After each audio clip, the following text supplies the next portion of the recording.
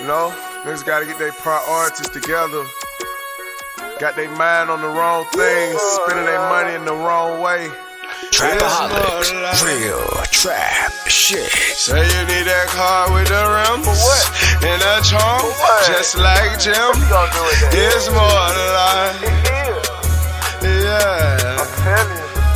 Talk to him. Say you need that LV bag with the belt and the hat. That's all you got though. It's more than life.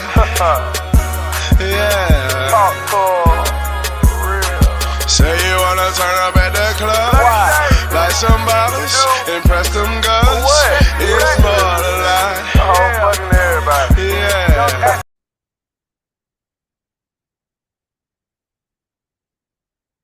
Good evening, everyone, and welcome to Saints and Appetizers podcast. And who dat? And this evening we are back. We are back again with some main course and some of the first main course, some of the first main course of the NFL season. And I'm talking about week one of the NFL season for the New Orleans Saints. And they are sadly now 0-1 after falling to the Arizona Cardinals 20-13. But before we jump too deep into that, I want to mention some stuff about the gold jerseys and the gold end zone that we had on Sunday.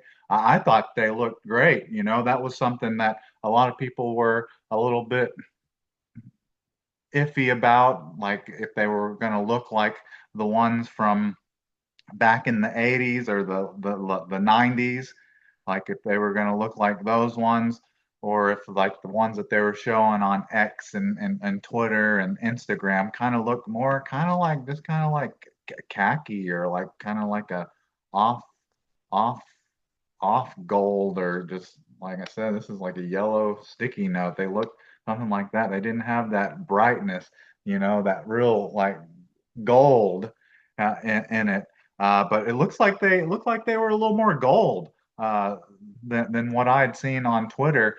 Maybe Cam Jordan, or maybe they listened to the fans a little bit, saying that they needed to be a little more gold. Or like I said, Cam Jordan, since he's been a Saints, he's been wanting the gold jersey. So maybe he heard some of that, or maybe he saw him originally when he did his whole photo shoot, and maybe gave him kind of an idea, or maybe uh, just like the thought that maybe they should be just maybe a little more gold. And I think they were, at least from what I was watching on my television and stuff. You know, they looked a lot more like the gold Colston jersey that I had. So I thought they looked badass. Alas, from the Saints losing, I thought the gold end zone and the jerseys and the black pants and helmets, I thought that all looked badass. So you got to take your wins where you can get them. But anyway, so that's enough for me yapping here about the gold end zone and the gold jersey. Let's get into the picks and the scores of this game against the Arizona Cardinals, which was just this past Sunday. It was just this past Sunday at noon. But anyways, let's get into that a little bit. So anyways, so can I get a menu? And so first thing is we're talking about this 24, or I think, yeah, it's a 20-13 loss to the Arizona Cardinals. And I originally picked the Saints to lose to them, so this isn't a huge surprise to me. I originally picked the Saints to lose to them 24-20. So I graced the Saints a few more points, 7 more points there, but it wasn't much of a difference in the type of lead that the Cardinals had on them. Pretty similar, and like what I was predicting in this game, I predicted it to kind of be like the Cowboys-Eagles game, the end of it, where the Cowboys had 2 chances at the end of the game to try to take the lead or tie it, and their defense was getting stops for them at the end of the game. And the Saints got first and goal from like the 3-yard line, and couldn't get it in. Very, very disappointing in that regard, but that's kind of what I expected. I expected the Saints to stay in this a little bit better than what most people were predicting. I thought they were going to be more competitive, and I thought that they might even have a chance to tie it or win it at the end. I guess they could have tied it, and I guess they could have gone for the 2-point conversion to win, but that's not what ended up happening. It ended up going the way I predicted, and not far off from the score either. I would have loved for it to have been the other way around. It would have been great if it would have been 2013 Saints, or what would that have been? That'd have been if they'd have gone for two. If they'd have beat the Cardinals 21-20, would have been awesome. But alas, that didn't happen. So that's our pick and prediction for this game. Let's get into players of the game. We'll go over statistics, stats real quick first. So first thing, just on this game log here, you have Spencer Rattler, who went 27 for 46. The fact that he threw it 46 times is nuts. And the fact that he didn't turn the ball over, he didn't fumble, he didn't throw an interception, and was only sacked once. I think that's even more crazy than the fact that he threw it 46 times. So you got to look at it on the bright side, I guess, kind of, that he was able to avoid sacks and avoid the turnover. But I mean, his completion percentage wasn't real great. It was only 58.7 for 214 yards, which is just like 4.7 yards an attempt. And then just the one sack. Just the one sack for 6 yard loss, and then a 7.4 quarterback rating. So for me, it's just this felt just very similar to the past games in Spencer Rattler. Some of the ones towards the end of the season last year, where it's like he was able to kind of keep them in it and kind of get them down to the end to where maybe they can tie it or take the lead, but they just can't come, come, come can't complete the comeback, can't complete the comeback, and just can't complete the victory. If they had the lead throughout the entire game, would be nice. But yeah, this felt kind of similar to the loss against the Commanders last year. Where they tried to go for it two at the end of the game to try to take a 1-point lead and all that, but just couldn't do it. But hey, I I was impressed just with Spencer Rattler in regards to him not being a sack merchant in this game and not turning the ball over. So hopefully, if nothing else, if we're not wanting to grow on his completion percentage or his yards per attempt, if we could grow on the not taking sacks and not turning it over, then I'm good for growing on that for next week against the 49ers. So that's Spencer Rattler. And then the running game after the Saints missed that field goal, that seemed like the Saints just they missed the field goal to cut the score to a 7-point lead, and then it just seemed like the Saints just didn't do anything but throw the ball. But it felt like they had kind of a running game kind of going there. Alvin Kamara looked good, but he didn't touch it. He didn't touch the ball enough times. Alvin Kamara didn't. This was a game where Alvin Kamara only touched the ball 13 times. Like Alvin Kamara needs to be touching the ball. I know he's getting up there in age, but he needs to be touching the ball 15, 20 times a game. And he looked good too. So that's why it was like, man, I'd like to see him get it more than he did, because he had 11 rushes for 45 yards for 4.1 yard average and 18-yard long on that touchdown, which was just iconic, like legendary, classic Alvin Kamara with the way he just kind of looked like he was gliding, and he just kind of glides into the end zone, holding the football over the goal line for the touchdown. That was just awesome. And then Spencer Rattler, we're talking about how he's trying to did a decent job of avoiding sacks, but that might have been partly because he was running around a little bit too, because he had 4 carries for 29 yards. which was a 7.3 yard average along of and a long of 12. But thing that I like the most there is no fumbles lost. And then we even got to see Kendra Miller. I think the Kendra Miller hype train. I'm glad I only ever got like maybe just like 1 foot off the bandwagon. I'm glad I stayed on the bandwagon because you just know if you've been following the Saints since Kendra Miller has been here, like man, dude has some of the most exciting 5, 10 yard runs that you'll ever see where he's just breaking 3, 4 tackles running, bulldozing over people, trucking them, and stiff arming them. So, like I said, that's something that killed me in this game to where they just completely stopped running the ball after they missed that field goal in the second half. Because Kendra Miller, hell, he had 5 carries for 24 yards, which is a 4.8 average, and a 10 yard long, and even Devin Neal. I love seeing that rotation. I would have liked to have seen more of it is the thing, but I loved seeing that three back rotation that they had going because they even had Devin Neal in there for a series where he had 2 carries for 9 yards with a 4.5 yards average and a long of 5 yards. So man, I like the idea, the thought behind it, but I want to see about a dozen more carries at least would be nice. And like I said, we need to have it's like it needs to be like have to have like 15 to 20 touches by Alvin Kamara. Can't be having this 13 touches type of game.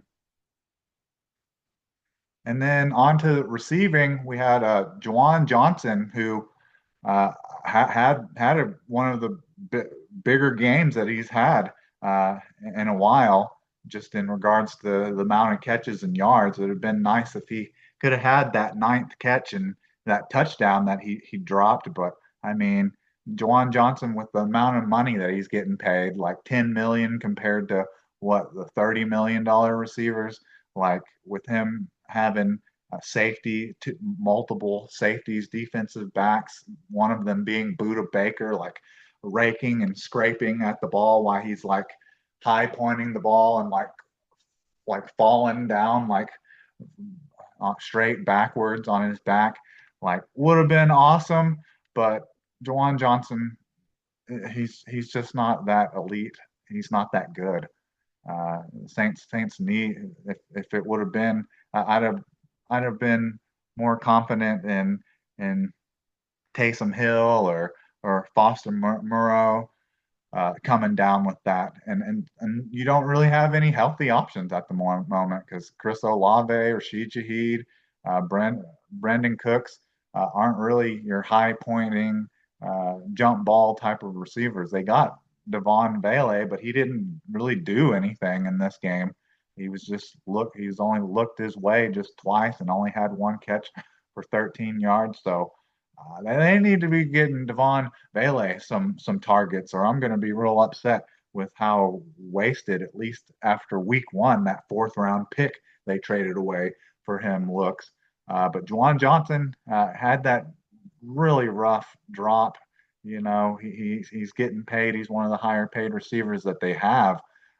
Talking wide receivers, tight ends. So it's real hard to swallow a drop like that and an end to a game like that. But uh, you know, shouldn't be surprised because these aren't like Pro Bowl caliber players, and you had a Pro Bowl caliber player trying to get the pass deflection on him on that play in Buda Baker. So probably better player at his position than Juwan Johnson is at his position. But then you also had Chris Olave and Rashid Shaheed and Brandon Cooks. They all got involved as well. You had 7 catches for 54 yards with a 7.7 average and a 13-yard long and 13 targets. He was targeted the most, Chris Olave was. Would have liked to have seen him not be the recipient of some of the throws that were thrown to him because he took some big hits and then was even got one done over on him by by the refs as well, uh, calling overturning a big first down reception on a drive on a play where he like slid to the ground and looked like he cradled the ball, cradled the football right into his breadbasket. But somewhere, somehow, some must have been some replays or reviews that the cable fans didn't get because I didn't. I thought you had for overturning any type of call, it has to be clear and obvious. And I didn't see anything clear and I didn't see anything obvious on that call. But yeah, hopefully Chris Olave, he got blown up. He looked like Reggie Bush in the playoffs against the Philadelphia Eagles back in 2006, getting just lit up on a morgue ball, a hospital ball, a dead ball. But luckily he hopped right back up, and it looked like he was trying sniffing his smelling salts to try to clear his head before the doctors got too pushed up on him too much to trying to see whether he got rocked or if that got him concussed again. But hopefully he ended up coming back in the game and coming back out and then going back in. But didn't hear anything afterwards as if it was anything serious. He slid to the ground on another play where he caught a pass and then got up and looked like he had hurt his leg kind of. That was before he got rocked on that screen, wide receiver screen or whatever that was. But yeah, it looked like Chris Olave got maybe a little nicked up in this game. And then you had Rashid Shaheed had six catches for 33 yards, a 5.5 average, a 17-yard long, and 9 targets. And then you had Brandon Cooks, who had 3 catches for 26 yards and 8.7 yard average with a 12 long and 4 targets as well. And then Blake Groupie, uh, that's about as saintsy as it could be with Blake Groupie missing that 37-yard field goal. Like, because I was patting Blake Groupie on the back and saying like, hey, maybe he was the best player, the best Saints player during the preseason because he like didn't miss a kick in training camp, didn't miss a kick in preseason. Gotta get a drink of water here.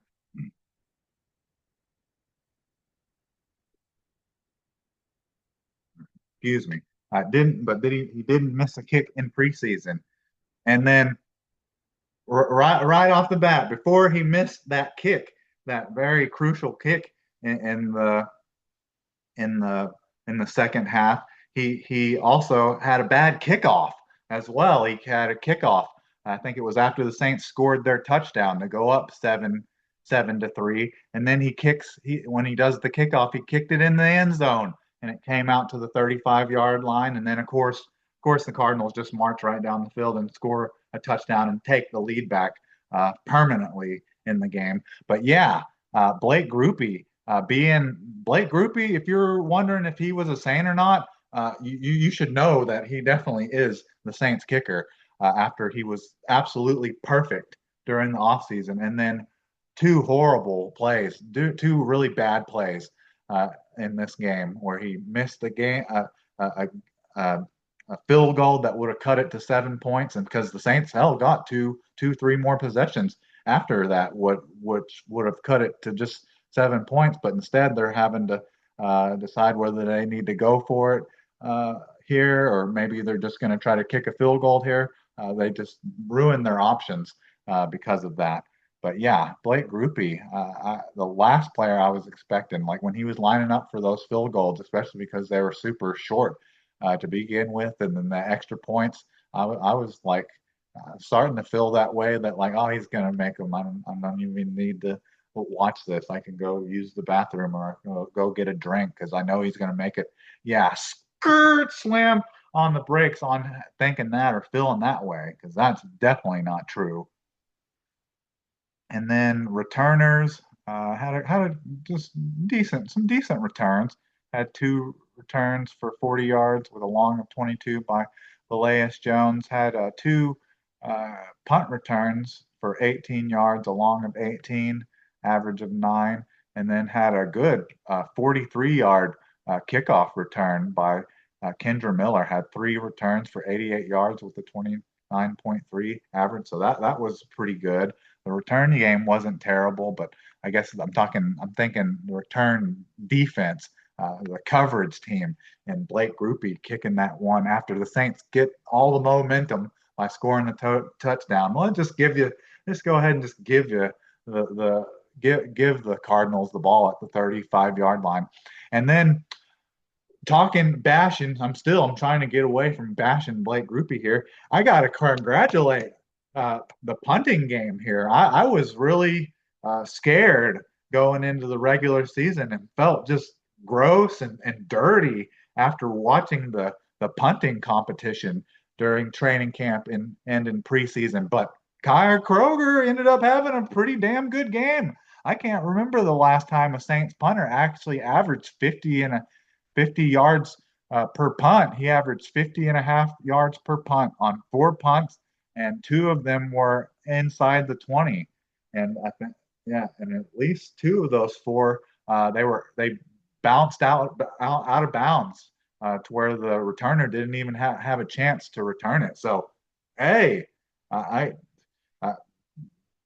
guess Kai Kroger stole Blake Groupie's swag or something because Blake Groupie's didn't carry over into the regular season, and Kai Kroger's nasty, gross dirtiness didn't carry over into the regular season. He looked like a respectable punter with Blake Gillikin. I think Blake Gillikin is the punter for the Cardinals, coincidentally, Saints legend.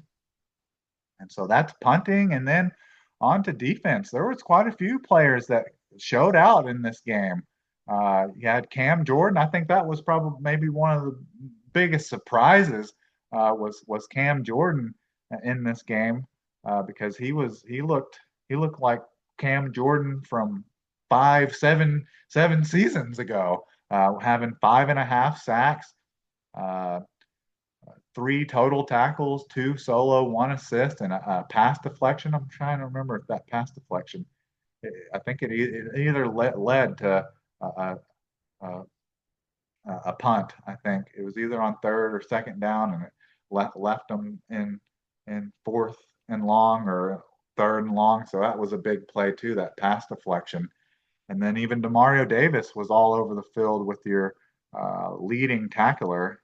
Him and Pete Warner led the Saints in tackles with 9, and Pete Warner even had a sack. And Carl Granderson had 6 total tackles with five solo, 1 assist, and also had 1.5 sacks. And then Alontae Taylor may have had the biggest, you could argue, maybe the biggest play of the day, or maybe the biggest play on defense, probably the biggest play on defense, because who thought that the Saints were going to be able to get off the field there without any points on that last defensive series that they had. But Alontae Taylor only played like 50% of the snaps. There was like 66 snaps, and he only played like 30 something of them. But him coming in at the end of the game there and getting that nickel dime blitz off the edge there, and just came unblocked and got the sack, knocking the Cardinals out of the field goal position so they couldn't take a two score lead there at the end. So that was impressive as well. So had a lot of sacks. The Saints were second in the league and sole position in the league with having 5 sacks yesterday or on Sunday, and that was without Chase Young, your guy that's making your edge rusher, pass rusher that's making 17 million a year. You didn't even have him. So that's something encouraging, and some kind of encouraging was the way the Saints defense played in the second half, because I was concerned. It felt like they were on track and on pace to end up giving up a 30 burger in this game, but then they were able to really tighten down and only allow 3 more points in the second half. So the Saints definitely gave themselves a chance to win this game. There's definitely reasons why they didn't. I would say one of the biggest ones was obviously we went over the Juwan Johnson dropped touchdown in the red zone, and then the Blake Groupie missed 37-yard field goal. Should be a gimme. So those two plays definitely give me one or the other of one of those, and then let's see, trying to see team comparisons here. The Saints also had, and I guess this is kind of why the Saints stayed in it as long as they did, because the Saints had 13 penalties, which was the most in week one, tied with the Carolina Panthers, I do believe. But hell, the reason that the Saints were still staying in this, sticking in this, was because the Arizona Cardinals had 9 penalties themselves. But the thing that was so terrible about the Saints' 13 penalties were 8 of them were pre-snap penalties. So they were just constantly like shooting themselves in the foot and just backing themselves up constantly in this game. So yeah, cut their penalties into half to where it's just 8 instead of 13, or 7 instead of 13, or take away Blake Group and take away one or the other, either Blake Groupie's missed field goal and Juwan Johnson's touchdown. Just half the penalties, and give me one of those plays, and the Saints win this game. The Saints win this game maybe by 10 points, honestly. But yeah, so that's the penalties, and then time of possession. Saints didn't do a great job of running the ball here, because they had the ball. Time of possession was 26-14 to the Arizona Cardinals, 33-46. And the running game, we talked about how the running game looked encouraging early on in the game, but once they missed that field goal in the second half, they just completely abandoned it and had Spencer Rattler out here, Spencer Rattler's ass out here throwing like 50 pass attempts. But yeah, on defense they did. That's one of the other crucial areas that they got hurt, because they didn't really allow Kyler Murray to get loose too much running or throwing the ball. But total net yards, they had 146 yards and had a couple big plays as well in the running game and in the passing game. But let's get to players of the game. We already went over mentioned most of these players, but my player of the game coming into this game, or my MVP, who I felt like we need him to have a good game to possibly win this game and be respectable on defense, and that was Carl Granderson, because Chase Young was out of this game with an injury, with a calf tightness. And hey, I would say you could easily give Carl Granderson give him the MVP for this game, because he had the 6 total tackles, 5 solo, 1 assist, 1.5 sacks, and 2 pass deflections. And on that long run at the end of the game that got stopped and then got the field goal blocked by Brian Brissy, he was the one that chased that play down all the way from behind. So he also saved a touchdown, saved points, kept the Saints in the game at the end of the game, chasing that play down at the end of the game. But a lot of people out there also that probably want to give it to Cam Jordan. But hey, both of them stepped up in Chase Young's absence. So I'm good. I'm good with saying that my pick there was right, or having Cam Jordan, or they can share it. So I'm good with Cam Jordan or Carl Granderson. But Cam Jordan had a nice day too, with 3 total tackles, 2 solo, 1 assist, and a pass deflection, and 1.5 sacks. So I'm good with giving either one of them it on defense. And then it's tough. It's tough for picking it for offense, but man, Juwan Johnson and until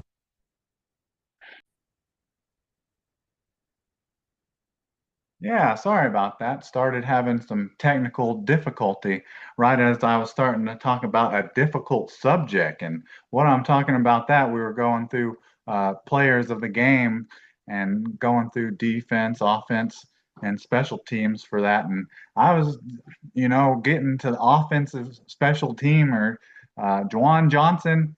I mean, he didn't have a great end of the game, but the game as a whole. You can't really. It's hard to judge a player off of like one play, one bad play. Not coming down with the touch game, possibly tying or could have still with how Blake Grupe was playing. How Blake Grupe could have missed that extra point, or I guess they could have gone for two and gone for the win. But I have to give it to Juwan Johnson, being my player of the game, offensive player of the game, because he was uh, Spencer Rattler looked his way 11 times. He came down with eight of them for 76 yards with a long of 21. And so, some of those, he didn't come down with that catch in the end zone where he had Buda Baker and another defensive back stripping at the ball as he's high pointing it, trying to come down on it straight back on his back. But there were some other plays where he took some big hits on some receptions over the middle where he hung on to them. So Juwan Johnson, he's getting paid 10 million, which isn't a lot for a receiver. And Juwan Johnson, he wasn't a good wide receiver. So who'd have thought that he would be a great receiving tight end? But he had a good game, and he helped keep Spencer Rattler, and he helped keep the Saints in this game, even. So I'm giving it's a little tough to give it to Juwan Johnson, but really there's really no one else to give it to. I guess you could give it to Alvin Kamara because he was the one that had the touchdown, was the only one that had the touchdown. But hey, man, he just didn't get a lot of enough touches and yards. But that touchdown run was vintage Alvin Kamara. So that's offensive and defensive, and then on to special teams. Uh, uh, there's a couple different. The special teams played pretty well besides the Blake Grupe mixed field goal. But I mean, you had a 43-yard kickoff return by Kendra Miller, averaging 50 yards a punt by your punter Kaya Kroger, and 22 inside the 20. But I think you have to give it. I think you have to give it to Brian Brucey, who Brian Brucey he had a little bit of an inconsistent day rushing the passer and stopping the run because the Saints did allow quite a few uh, big run plays, and they didn't allow a lot of running, like consistent running, but they had a couple big run plays on them that accumulated to almost 150 yards rushing. But uh, Brian Bresee, that's not where his biggest play of the day came. The biggest day of the day came for him was he was able to at the end of the game the Arizona Cardinals are lining up to kick a relatively short field goal, and Brian Bresee is just a freak, an alien, and is able just straight up just jump straight over the line. Is just able to jump straight over the line and block the punt and keep 3 points off the board and keep the score to just seven and keep the Saints in the game still. So I have to give the special teams play to Brian Bresee. So that's Brian Bresee special teams. Uh, Cam Jordan or Carl Granderson on defense both had a sack and a half, and then Juwan Johnson, like that's a tough one. That's have to come to terms, and just the it's hard to see a game in that way, and hard to see a player have to suffer such a blow like that to possibly their confidence. Hopefully it doesn't. Hopefully he can build from that, and maybe next time uh, Spencer Rattler's looking his way to make that play, maybe he'll come down with it next time. All right, so that's your players of the game. Go to through my hot takes real quick. Uh, two of them, uh, uh, one of the two hit. Uh, see, yeah, one of the two hit, and I'm talking, but it didn't hit quite as solid and quite as flush and as clean and as sparkly as you would quite have liked, but it still hit. Technically, it still hit, and I'm talking about Kool-Aid McKinstry keeping Marvin Harrison Jr. Under 80 yards. He was able to do that, but just barely. And if you account a pass interference call that he also got called, he would have allowed more than like around more like 100 yards to Marvin Harrison Jr. because he ended up allowing five catches for 71 yards with a 14.2 average, long ball of 45, I mean, Kool-Aid McKinstry was there on that long ball. He just didn't couldn't find the ball to knock it away, or just didn't look back for the ball on that play, and then also got beat for the touchdown as well. So Marvin Harrison Jr. was giving Kool-Aid McKinstry the business in the first half. But the thing that I did like seeing from this, from Kool-Aid McKinstry is the resiliency of him, even though he was getting beat and missing a few tackles here and there.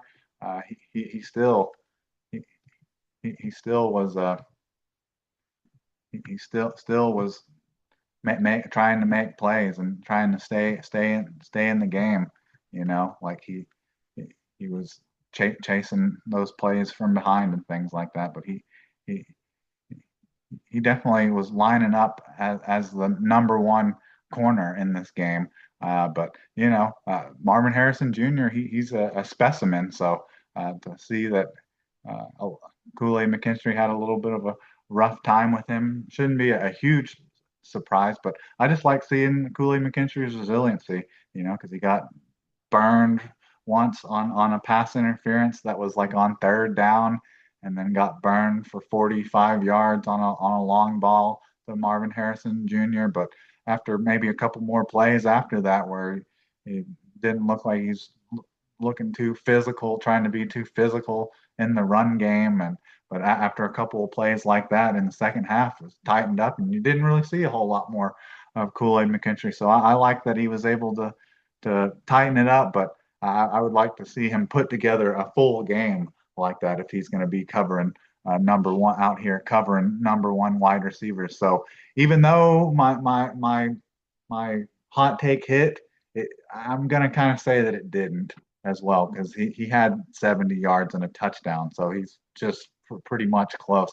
Kool-Aid McKinstry, you need to be having better days than that on teams number one wide receivers if you're going to be the Saints number one quarterback. And then the rushing. I predicted that Spencer Rattler was going to rush more than have more rushing yards than Kyler Murray in this game, and pretty close. Their numbers were pretty close. Actually, if you go through the matchups and the team comparisons, everything is like super close. That's why the Saints stayed in this game. The Cardinals allowed them to stick or hang around as much as they did. But yeah, Spencer Rattler just had 4 carries for 29 yards for 7.3 yards with 12 long, no touchdown. And then Kyler Murray had 7 carries for 38 yards with a 5.4 yard per carry and a 13 long, but no touchdown. So the Saints did a decent job of containing him. The big play that they gave up was the 52-yard rush on Trey Benson.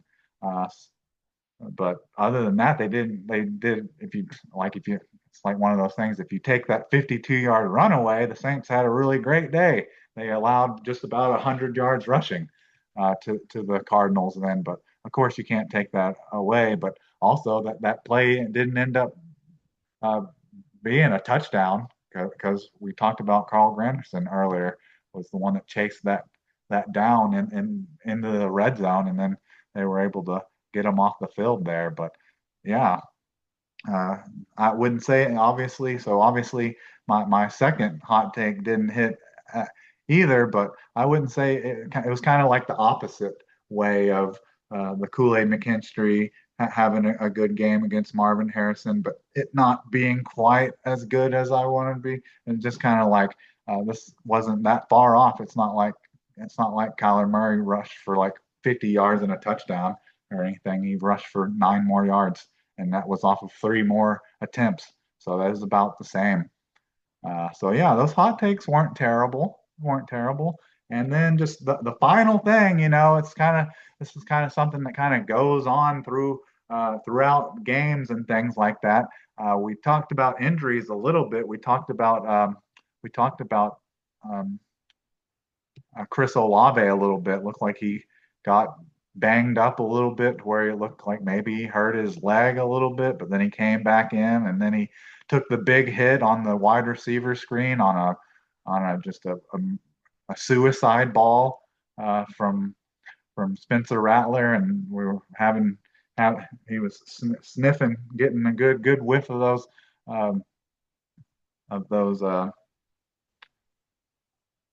smelling salts to wake himself back up before a doctor got too close of a look at him. But hadn't heard a whole lot more about Chris Olave, so hopefully he's okay with the concussions more than anything. Obviously, any type of hamstring or calf injury. We already missed Chase Young uh, because of it, but some other injuries that kind of popped up later or kind of don't know the full story behind them. But this is Justin Blackmon. So he was the safety that the Saints signed for about 5 million per like right just a couple weeks before the season started, and he was like started like every single game for the Indianapolis Colts, and a lot of people say that he played through like a shoulder injury and a labrum injury uh, uh, last year as a starter for the Colts. So it was kind of surprising to some that Justin Blackmon was still out there, still available. But I think we kind of maybe know why he was now. I don't know if it was what it is with the Saints uh, medical staff or what it is, but at least from what I can tell, he hurt his shoulder again. So that almost has me has me believing that it wasn't even healed to begin with. Like it was probably needing surgery or some more surgery to begin with. So he just re-injured something that probably wasn't healed to begin with. So that's the reason Justin Blackmon wasn't signed until like a week or two before the season started. So that sucks. Losing Justin Blackmon looks like we're losing him due to a torn labrum of some sort of shoulder injury. So he's going on IR. So you're losing your teammate, your brother out there at the safety position to Justin Reed, who he missed some tackles and looked a little rough in the running game at time. But Justin Blackmon,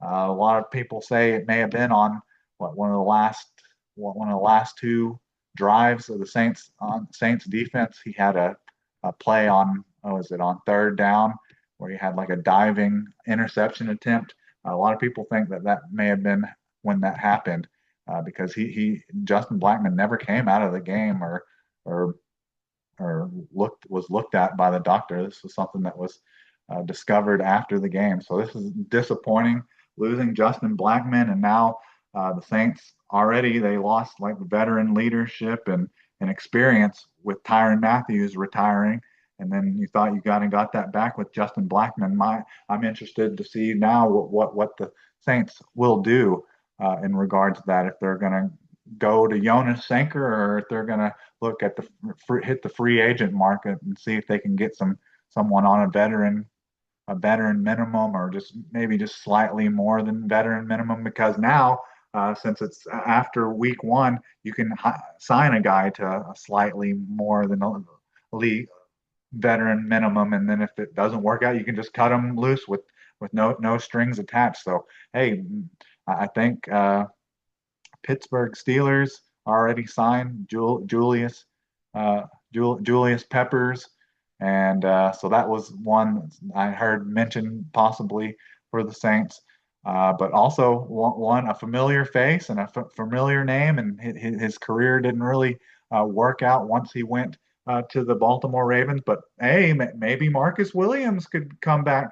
I would be okay with that. He literally just a couple days ago just turned 29 years old, and he was great. He was teetering on an elite, a Pro Bowler with the Saints, and then in the 11 games that he played, he never played in more than 11 games in season per season. The 3 or 4 seasons he played with the Baltimore Ravens, but even in the first season, he only played in 11 games and had like four interceptions and like 10 pass deflections.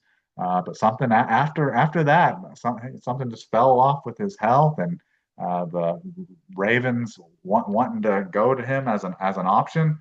But man, so it didn't work out in Baltimore. But I wouldn't mind seeing or hearing Marcus Williams is signed back with the Saints. I'd be okay with that, and I think the Saints need it. Or you're gonna have, if not, you're either gonna have to go to Jordan Howding, who's been a little bit banged up, or you're gonna have to go to a fourth round rookie and Jonas Sinker. But yeah, that's disappointing. Already had two of your main starters on the injury, miss week one, miss the game against the Cardinals, and now you got a guy that's done for the season. Which should have been a 17 game starter for you, but now is barely makes it out of week one. That kind of reminds me to Deontay Murray of the Pelicans last year, where he played like through the entire first game and then breaks his wrist like at the very end of the game. Very similar. And then I don't know if this is an injury. Like during the game when he got pulled out, I saw like posts and Twitters and people commentary comments and stuff saying that maybe he like banged his knee up.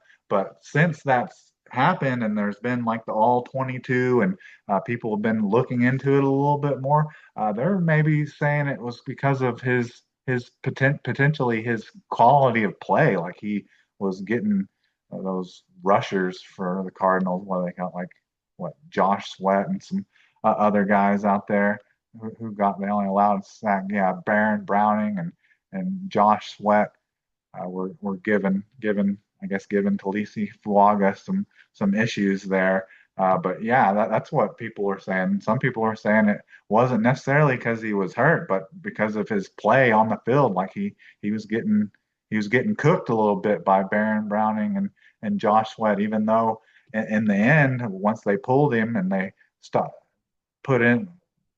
the offensive tackle that the Saints got from the Dallas Cowboys, it didn't seem like they were that Spencer Rattler was under too much of a grave amount of pressure in the game. So that was just odd. I definitely hope that it's not an injury for Talisi Fuaga. I hope it's not like a banged up knee or kneecap or anything like that. But also, I hope it's not mental either. I hope it's not in his head to where he played perfectly fine at left tackle last year, where he got moved from right to left, to where you're thinking he's getting moved back to right. His natural position, he's going to be good, but now it looked like he was kind of lost in this game a little bit. I don't know if it's due to injury or due to mental, but hopefully it's due to none, and hopefully it's just a one-off. But anyways, that's what's got you a little bit concerned here. You got a little bit from injuries slash player confidence coming from both sides of the, field, with Justin Blackmon on defense and Talisi Fuaga on offense, and hopefully we don't hear anything. Hopefully we don't hear anything from Chris Olave, and hopefully they'll stop throwing him murder balls and wide receiver screens and passes behind the line of scrimmage and things like that. But anyways, that's about all I have for you this evening. The Saints, I mentioned these injuries, Justin Blackmon specifically. I mentioned that, but hey, the Saints may be catching a break. I'm not going to get too deep into the game against the 49ers, but hey, George Kittle, one of the number one players that Justin Blackmon would probably be in coverage with, it looks like he's going on IR with a hamstring injury. And there's some questions out there about Brock Purdy. He's got a trying to think what he has. He has like maybe a hamstring and a toe injury that they're even more concerned about. So, hey, at least the teams that the Saints are playing are maybe will at least be to their caliber, and at least you don't have to worry about Justin Blackmon covering uh, George Kittle. Because one, he's on IR, but one also because George Kittle is on IR. So uh, just got to take the victories or the W's anywhere you can get them, because I don't know how often you're going to find them here during the regular season.